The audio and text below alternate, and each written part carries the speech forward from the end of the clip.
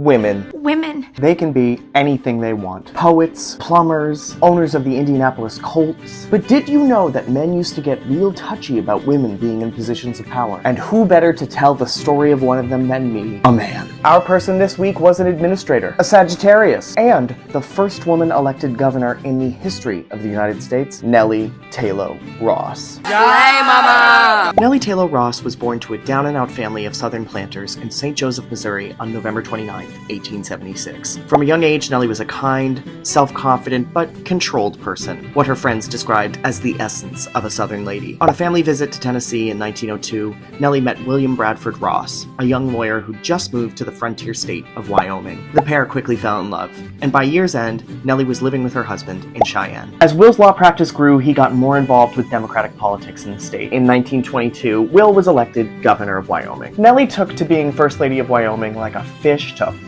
water. She was a natural hostess, charming, affable, and she was intrigued by the political process. Sadly though, Will's tenure came to a devastating end in October of 1924 when he was stricken with appendicitis and died. Yeah, people used to die from that. Nellie was heartbroken by the loss of her husband, but circumstance left little time for her to grieve. A special election to fill the governorship was slated for just 1 month after Will's death, and Democratic officials in the state had a pretty bold idea. Why not have Nellie run? And to everyone's astonishment, she said yes.